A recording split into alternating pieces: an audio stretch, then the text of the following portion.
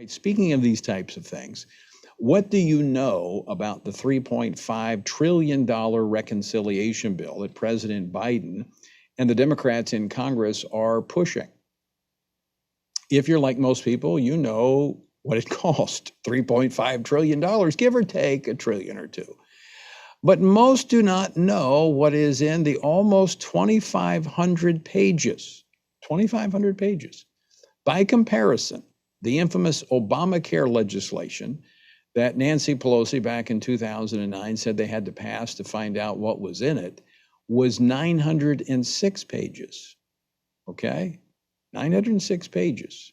This, 2,500 pages. There is a lot tucked away in the pages of this monstrosity that will cost a lot more than $3.5 trillion. It has a cost. It will cost us in a lot more ways than just our bank accounts. Now, the rest of this week, I'll be examining the various aspects of the bill and why Americans should be paying attention and why they should be concerned. Joining me now is Connor Semelsberger. He's FRC's Director of Federal Affairs, covering life and human dignity. And he has been working through this 2,500-page bill. And he joins me now as we take our first installment of the reconciliation bill and what is in it. Connor, welcome back to Washington Watch. Good to be on with you, Tony. First off, let's talk just for a moment so folks understand reconciliation. We're talking about a reconciliation bill, $3.5 trillion. What is a reconciliation bill and why is it significant? Yeah, reconciliation is one of those inside baseball DC Hill terms, but what we're talking about here is a pathway for a majority Congress, to get through legislation on a partisan basis with only 50 votes in the Senate and a simple majority in the House, which is 218 votes. And that's about all the majorities the Democrats currently have right now. So they're going to use this budget reconciliation process, this sort of fast track, to get through all the priorities that Biden ran on, campaigned on, these progressive socialist policies that they know they don't have the majority of Congress's support on. They're packaging it all into this $3.5 trillion bill, one major bill, like you mentioned, 2,500 pages, that they can pass, again, without a single Republican vote. And just again, so that our listeners and viewers understand, this is not the annual appropriations bill. This is not what we would spend on an annual basis to run government. This is above and beyond the normal expenditures for government. Yes, exactly right. So we pass those annual appropriations to keep Department of Defense, Health and Human Services, things like that funded.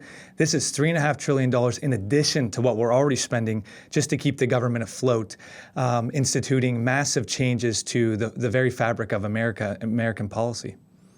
All right, so we're going to start today. Let's look at the issue of this healthcare expansion and the abortion funding expansion that is in this bill. Now, you weren't here back when Obamacare passed, and probably, we have a lot of folks listening that weren't tracking that, but the Obamacare bill almost failed. I remember we were heavily involved in it all the way up to Christmas Eve, and it almost failed because at the time you had about 30, 35 what they called blue dog Democrats who were pro-life. They were socially conservative, but fiscally more liberal. And they were opposed to this because it had abortion funding in Obamacare.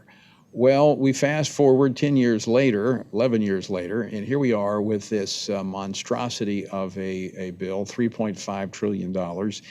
And we only have like one pro-life Democrat left. It happens to be Joe Manchin, who's made an issue out of Hyde, the Hyde language. And so he's saying Hyde must be applied to the reconciliation bill. So let's for a moment take a look at what this would do without the Hyde language. Yeah, it's important to understand what Hyde does in and of itself. Again, back to those annual appropriations, an amendment passed for 40 several years to exclude abortion funding, our taxpayer funds for abortion, in Medicaid and some other health and human services programs. So that's renewed annually and covers a lot of those major programs. What we're talking about here, though, is expanding, creating brand new healthcare programs that bypass this Hyde Amendment. They go right around it because they know they don't have the votes to repeal it. And so what would this do? This would create a Medicaid lookalike program, not Medicaid, but something similar, in about 12 states that decided not to expand Medicaid back when Obamacare was passed. And that expansion would directly fund abortions, again, end around and bypassing that Hyde Amendment. Again, but that would also, Connor, that would also bypass the states, because the states have made a decision, the state legislatures, the governors have made a decision, we're not going to expand Medicaid. And so this would simply do an end run, not only around the Hyde Amendment, but also around those state legislators and state governors. That's exactly right. This is right out of the playbook of the Obama administration when they were going after states that were trying to defund Planned Parenthood. Now here you have the Biden administration directly trying to end around states' laws that prohibit direct taxpayer funding for abortion and chose not to expand Medicaid. And so this is exactly what they're going for, a direct expansion, ending around democratically elected laws in these states to fund abortions in your hometowns with our taxpayer dollars. And of course, I should add that one of the reasons that the states have not expanded Medicaid and some of these other government programs, not just because of abortion, but because the federal government has a history of initially providing funding for this and then pulling back, leaving states to pay the tab. And I know when I was in office, we ended up with a huge deficit because the federal government, in their 3-to-1 matching formula, all of a sudden pulled back and changed, and we, as a state, were left to pay the bill. So there's a history there of distrust for the federal government in terms of its enticing states to expand only to pull back the funding later. Yeah, you're right, Tony. And that's why states should be cautious. It's states like Florida and Texas.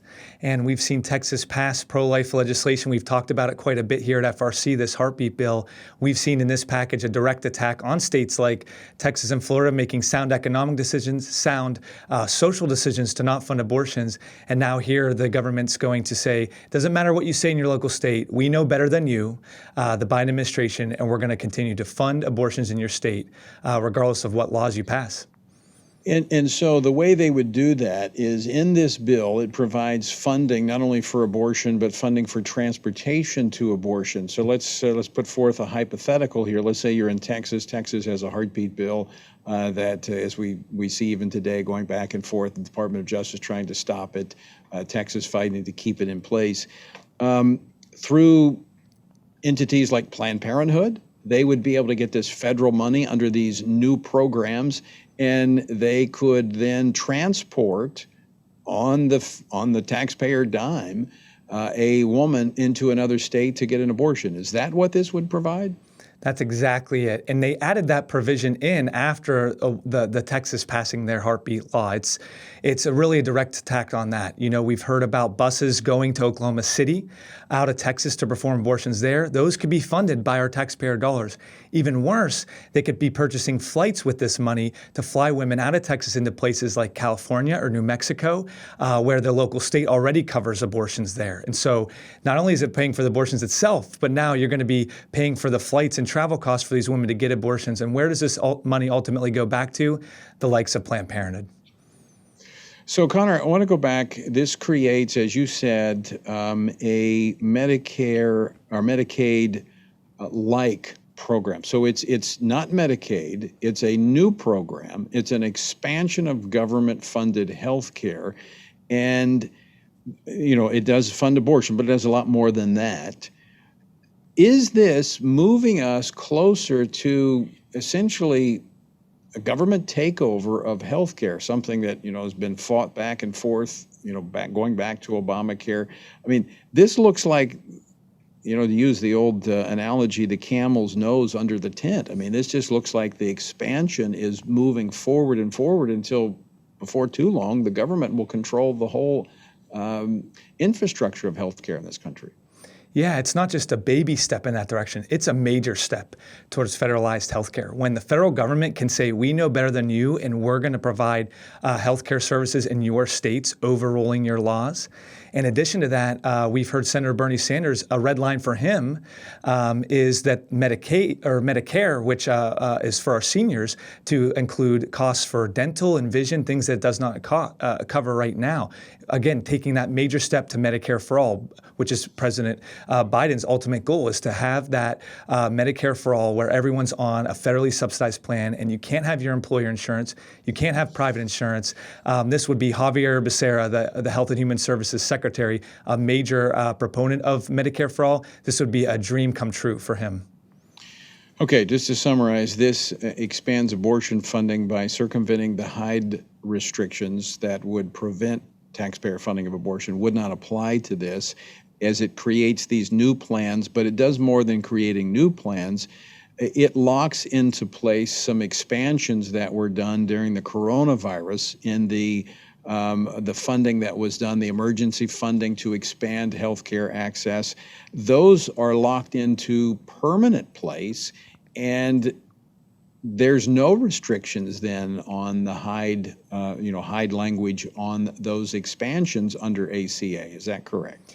Yes, and this is something not to overlook. We talk about Medicaid and such, but what you hit on the Obamacare piece is that currently our tax dollars are already subsidizing abortions through Obamacare plans, health plans that cover abortion paid for with our tax subsidies. What they did in that COVID package was create better eligibility, more eligibility for people. And instead of having some out-of-pocket costs, they decided we, the federal government, are going to pay for all the out-of-pocket costs for these healthcare plans that cover abortion. This bill seeks to lock those in place permanently. And let me just stop you right there for just a second, Connor, because this is extremely important, because this is how government works. This was done on an emergency basis because of the coronavirus. You know, people were losing their jobs, the economy was falling apart, and all of this stuff was happening. And so they passed these huge bills to be stopgap, to make sure that no one lost their health care. Everyone was taken care of during this pandemic. All right, we're on the other side of that for the most part. We know what we're dealing with, at least. And so now they're going to take what was expanded on an emergency basis, and they want to make that permanent. Is that correct? That's correct, Tony. This is how government expands. They create a program supposed to be temporary, but now they're seeking to make it permanent strictly along a partisan vote in the United States Congress. Yeah, and Tony, that's why we emphasized our legislative team here in D.C. Really got into the weeds even when the Trump administration was working on COVID packages, because even Republican pro-life, well-meaning senators and members of Congress don't realize that unless you explicitly exclude abortion coverage in these temporary expansions, our tax dollars will in fact fund abortions. So that's why we ensured to keep this out of the first several COVID packages. But again, once the Biden administration came in this year, earlier February and March, they passed these temporary expansions. They're now looking to lock those in permanently. And, well, a couple more questions. We're almost out of time. But how does Planned Parenthood factor into all of this? They are leading the way. They are licking their chops at the amount of money they could be handed if this package goes through Congress. They explicitly spell out that anyone receiving these Medicaid-like funds or Obamacare funds can go to their provider of choice. And what is many people's abortion provider of choice? Planned Parenthood. They seek to make costs millions of dollars more, not in those expansion states, but even further than that through Obamacare subsidies. So this has Planned Parenthood all over it. Very quickly, almost out of time, but if Senator Joe Manchin is successful in saying that the Hyde language has to be applied to the reconciliation bill, what will that do? What that would do is, at minimum, keep the status quo of not allowing the Medicaid or Medicaid-like funds to cover abortion. But what really needs to be made clear to Senator Manchin and other pro-life senators is that these pro-life protections also need to apply to the Obamacare and other tax subsidies, so that not a single dime of our taxpayer dollars will be funding abortions. For instance, those plans that were expanded temporarily during the coronavirus, those do not have the Hyde restrictions on them. That needs to be brought in to this language of restriction for abortion funding as well. Connor, thanks so much for joining us. Tomorrow we'll take a look at the education and child care issues that are to be found in those 2,500 pages. Thanks so much for joining us.